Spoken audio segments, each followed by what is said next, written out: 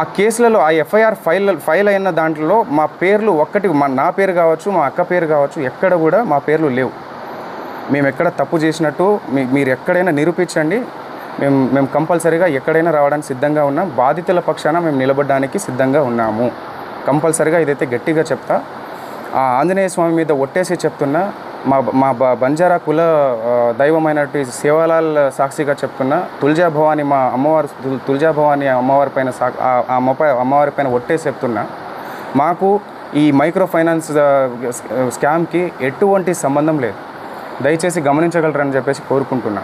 And ఇంకో విషయం ఏంటంటే, బండి శివ అనే వ్యక్తి వేరు, శివ చౌహాన్ అనే వ్యక్తి వేరు. శివ చౌహాన్ నేను. ఈ బండి శివ అనే పేరుని తీసుకొచ్చి శివ చౌహాన్ అని చెప్పేసి మొత్తం ఈ ట్రోల్స్ ఎందుకు జరుగుతున్నాయో మాకు అర్థం కావట్లేదు. ప్రతి వీడియో పోయినా మా అక్క ఫోటో పెట్టి ఇది చేస్తున్నారు. ప్రధాన నిందితున్న నేనని చెప్పేసి వచ్చిన ఆరోపణ ఏదైతే ఉందో ఈరోజు మంగ్లీ పైన అటాక్గా మారిపోయింది. దీని వెనకాల ఎవరున్నారు ఏంటి అని చెప్పేసి వాస్తవాలు ముందు అది తెలియాల్సిన విషయం. అది డిపార్ట్మెంట్ ముందు పెడుతుంది. ప్రతి ఒక్కరిని శిక్షించాలి, బాధితులకి న్యాయం జరగాలని చెప్పేసి కోరుకుంటున్నాను. 14 ఏళ్ళుగా ఒక్కొక్క మెట్టు ధర్మంగా, ఒక్కొక్క మెట్టు ప్రతి పాట ఒక శక్తిలాగా వచ్చే ఒక పాటని ఆమె ముందుకు తీసుకొస్తూ జనాల్ని అంత ఇదిగా తీసుకొస్తూ అంత ధర్మంగా ప్రతిదీ అంత ముందుకు తీసుకొస్తున్నప్పుడు అలాంటి ఒక్కొక్క మెట్టు పవిత్రంగా ఎక్కిన మెట్టుని బదనం చేయడానికి వీళ్ళు ప్రయత్నిస్తున్నారంటే ఎందుకు ఆరోగ్యంగా మాట్లాడదండి? నా ఏ తప్పు లేదు, నా తప్పు లేదని చెప్పేసి ఎందుకు చెప్పకుండా ఉంటుంది? ఆమె సైలెంట్గా ఎందుకు ఉండాలి? మీరు అడిగిన ఏదైతే అవి డబ్బులు ఏవైతే అడిగారో అని చెప్పేసి నాకు ఇట్లా అని చెప్పేసి ఎందుకు మేము ఏదైనా లీగల్గా వెళ్తున్నాం. ఇంతవరకు రాకుండా ఉండడానికి కారణం కూడా అదే. ఈరోజు మమ్మల్ని బదనం చేయాలన్న ఆ ఉద్దేశంతో మీరు ఇంత కుట్ర పన్నుతున్నారే, మీ వెనకాల ఎవరున్నారు? అవన్నీ జరగాల్సిన రీతిలో జరుగుతుంది. ఇవన్నీ మొత్తం క్లీన్ చీట్ వచ్చిన తర్వాత డిపార్ట్మెంట్ పరంగా మేము ఎలా లీగల్గా ఎవరి మీద చర్యలు తీసుకోవాలనేది కూడా తప్పకుండా తీసుకుంటాం. దీంట్లో ఎవరిని వదిలేదైతే లేదు. సో ఇది. అండ్ మీరు ఏదైనా క్వశ్చన్ వేయాలనుకుంటే కూడా వేయచ్చు, తప్పకుండా నేను సమాధానం ఇస్తారు. ఇది ముందు సో వీళ్ళు మమ్మల్ని ఏప్రిల్లో ఒక పబ్లో అక్కని కలిసి నా నంబర్ తీసుకొని ఇట్లా ప్రోగ్రామ్ ఉంది అన్న, ఇట్లా రావాలి, అక్క రావాలి, ఇట్లా ఉంది, మా దగ్గర డబ్బులు చాలా ఉన్నాయి, సో మేము ఎంతైనా ఇస్తాము, అక్క మాత్రం కంపల్సరీ రావాలన్న ఉద్దేశంతో పిలిచారు. సరే చూద్దామన్న అన్న ఉద్దేశంతో చెప్పినాను. తర్వాత వెంటనే ఒక 1 మంత్ తర్వాత ఈ మన ఎమ్మెల్యే ప్రోగ్రామ్ జరిగింది. ఆ ఎమ్మెల్యే ప్రోగ్రాంలో వీళ్ళు నా పక్కనే ఉంది మా విలేజ్, అక్కడ మిర్యాలగూడ నుంచి పక్కనే మాకు. సో మీరు రావాల్సిందే అన్న కంపల్సరీగా, డిన్నర్ అరేంజ్ చేసిన నేను, అక్కని తీసుకురా అన్న, అది ఇది అని చెప్పేసి వాళ్ళు రిక్వెస్ట్ చేసి, దాని తర్వాత కూడా అక్క ప్లీజ్ అక్క ఒక్కసారి రాక, నాకు కొంచెం హెల్ప్ఫుల్గా ఉంటుంది అక్క, నువ్వు వస్తే నాకు బిజినెస్ కొంచెం నాకు రన్ అవుతుంది అక్క అన్న ఉద్దేశంతో పిలిచారు. సో సర్లే అని చెప్పేసి, ఎలాగో ప్రోగ్రామ్ వీళ్ళు ఇస్తారు కదా అన్న ఉద్దేశంతో దారిలోనే వెళ్తాం. అక్క ఆ దారి నుంచి ఇట్లా ఆ దారిలో వెళ్ళే దారిలోనే మా ఇల్లు ఉంటుంది. సో ఆ ఇల్లు ఏదైతే ఉందో అది కన్స్ట్రక్షన్లో ఉంది కాబట్టి అది వెళ్ళడం జరిగింది. డిన్నర్ అని చెప్పేసి చెప్పిండు కదా అని మా టీంతో వెళ్ళాం. మా టీంతో వెళ్ళి మేము డిన్నర్ చేసాం. అక్కడ అందరు చేసి కింద వచ్చిన తర్వాత అక్క గుర్తుగా ఉంటుంది అన్న ఉద్దేశంతో ఒక ఫోటో దిగిరు వాళ్ళు. తర్వాత మేము కలిసిండేది ఇట్లా ఆఫీస్ పర్పస్ అని చెప్పేసి, ఓపెనింగ్ చేసుకోవాలని చెప్పేసి, ఇక్కడ హైదరాబాద్లో కూడా ఒక ఆఫీస్ కావాలి మాకు అని చెప్పేసి చెప్పడంతో, సరే ఫ్లాట్ ఉంది మీరు చూడండి ఒకసారి, మీకు నచ్చితే తీసుకోండి అని చెప్పడం జరిగింది. నేను చూసిరు వాళ్ళు, చూసిన తర్వాత నచ్చిందని చెప్పేసి అగ్రిమెంట్ చేసుకున్నాము. అంతా ఓకే, అంతవరకు ట్రాన్స్ఫర్ చేసిరు. దాని తర్వాత అది అప్పటి నుంచి ఏర్పడిన పరిచయం ఇది. ఆ ఉద్దేశంతోనే నేను కూడా వాళ్ళ ఆఫీస్కి వెళ్ళడం జరిగింది. అక్కని పిలిస్తే లేదు అని చెప్పేసి నేను వెళ్ళడం జరిగింది. నేను రాలేను, కావాలంటే తమ్ముని తీసుకెళ్ళాలంటే నేను వెళ్ళిన. సో వెళ్ళిన తర్వాత ఈ ఆఫీస్లో ఎవరెవరైతే ఉన్నారో మనకు తెలియని వాళ్ళంతా. సో మధు అనేటోడు పిలిచిండు కాబట్టి అక్కడ వరకు నేను నార్మల్గా వెళ్ళి ఫోటో దిగేసి వచ్చేసిన. ఆయనే కారు పంపించిండు, ఆయన్ని రిటర్న్ నన్ను డ్రాప్ చేసిండు.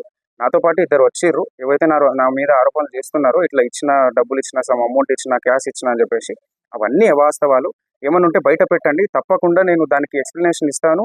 డిపార్ట్మెంట్ ఉంది, చట్టాలు ఉన్నాయి, తప్పకుండా దానికి ఒక ప్రాసెస్ అనేది ఉంటుంది. ఆ ప్రాసెస్లో అనేది వెళ్దామని చెప్పేసి మేము లీగల్గా వెళ్ళాలని ఇంతవరకు ముందుకు రాలేదు. సో దయచేసి మీరు గమనించగలరని చెప్పేసి అనుకుంటున్నాను. దాని తర్వాత ఏదైతే ఫ్లాట్ సేల్కి అని చెప్పేసి వచ్చిన తర్వాత జస్ట్ 2-3 మంత్స్ మాత్రమే వీళ్ళు మన దగ్గర ఉండడం జరిగింది. ఆ 2-3 మంత్స్లో కావాల్సిన ఆ ప్రూఫ్స్ అన్నీ మన దగ్గర ఉన్నాయి.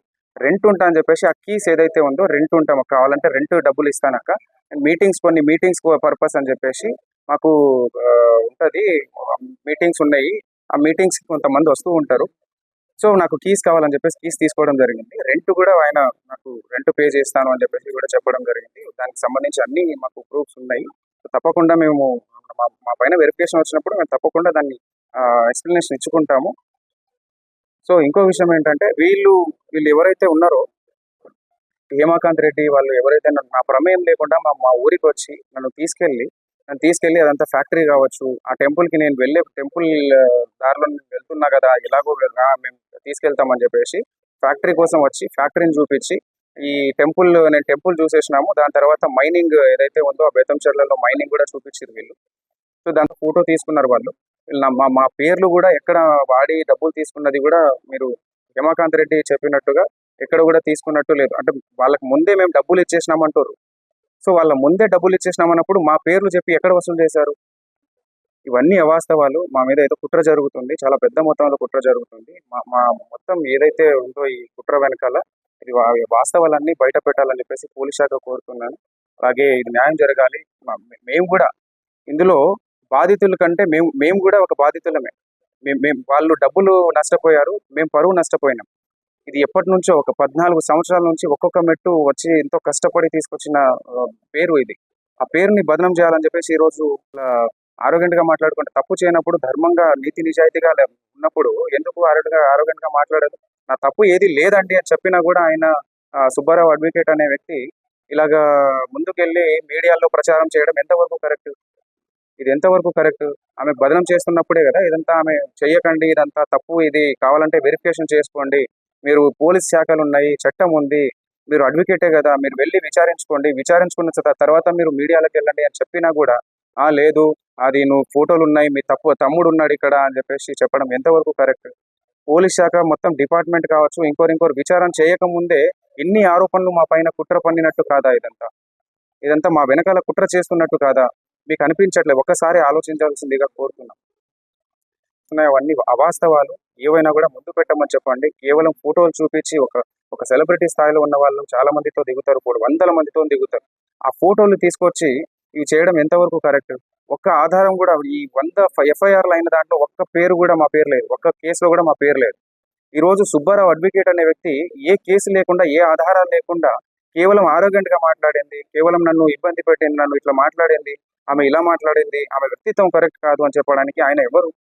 ఆయన ఏదైనా లీగల్గా వెళ్ళాలి, కానీ ఒక అడ్వకేట్ లీగల్గా వెళ్ళాలి, చట్టం ద్వారా వెళ్ళాలి. ఏదైనా కోర్టులు ఉన్నాయి, పోలీస్ శాఖలు ఉన్నాయి, వ్యవస్థలు ఉన్నాయి.